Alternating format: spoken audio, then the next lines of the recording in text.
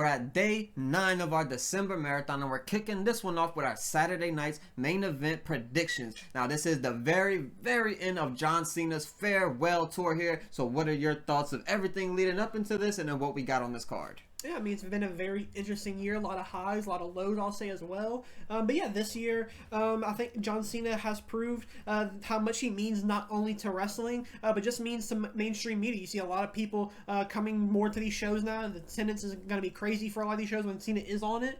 So yeah, John Cena's year finally coming to an end, as well as career. So yeah, it's going to be a very emotional night. So yeah, I'm glad that Gunther is the guy. It's one of my favorites, so I'm not mad at all. But yeah, it should be a very fun night.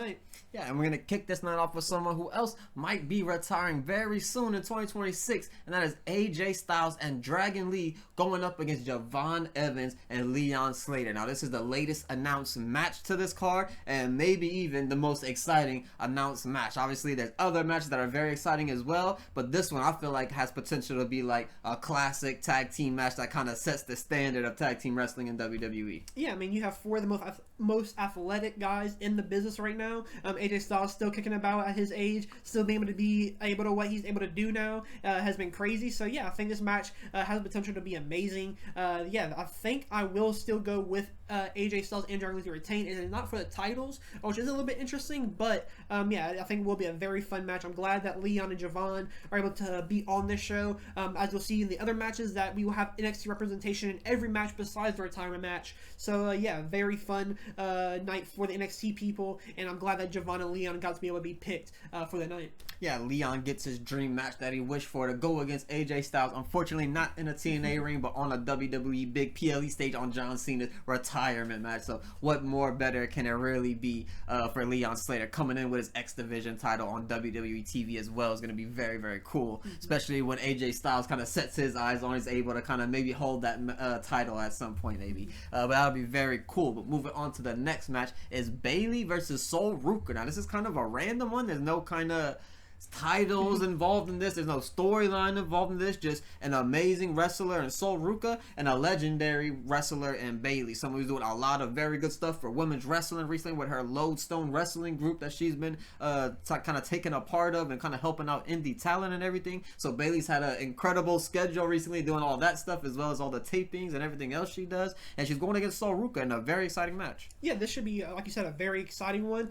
Sol Ruka, again, being somebody that gets opportunity, I think will be very fun for her. She's somebody who I think will definitely take a lot of people by surprise if this is their first time watching. She's somebody who has an incredible moveset, so I think yeah, it'll be make for a fun match. And yeah, I think like you said, it is a little bit random. However, I don't mind it at all. Bayley is somebody who deserves a lot more as of late, and I think with her kind of seemingly not wrapping up in WWE, but something that seems like she's kind of slowing down a little bit more in terms of just how much she's being able to do. So yeah, this should be a really fun match. I will go with Bayley to get the win here. But yeah, I think it will be a really fun match.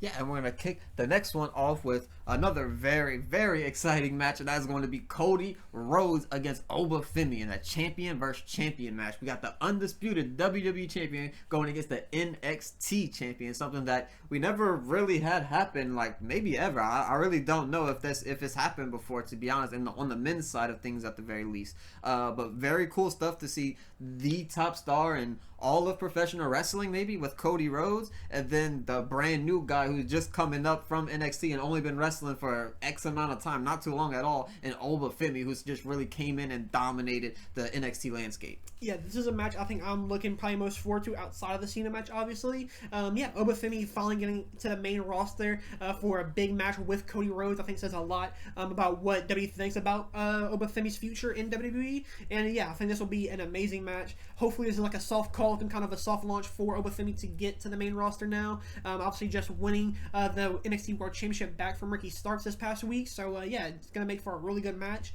I do think Cody Rhodes will win. However, I think we can also get some type of interference to kind of not get a right winner, because for Cody Rhodes to beat Obafemi will be kind of hard. Even though Oba's a rookie and a younger guy, he is a very big guy and a very strong guy. So yeah, I think Cody is in for a match, and yeah, it should be a really good one. Yeah, he has a tall task ahead of himself to defeat someone of the stature of Obafemi, and to kind of make it believable to beat that. It almost makes you think that something fishy might happen during this match with a Drew McIntyre or something like that. So hopefully that doesn't happen, because that would kind of ruin the moment, in my opinion, of having this big match, and it'll kind of make no sense to have this big match to get ruined by Drew McIntyre. But I would get it to protect both people, whatever, but it shouldn't happen.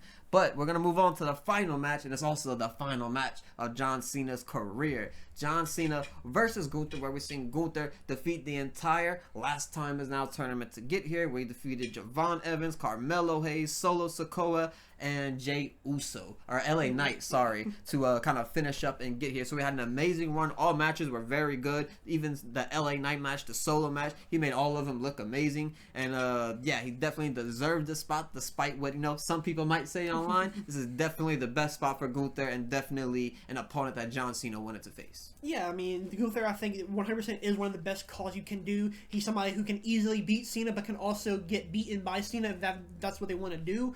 He's also somebody who I think kind of deserves a big something to finish it off this year. He's done matches with Goldberg, Jey Uso, Pat McAfee, all guys who in 2025 are on the same tier.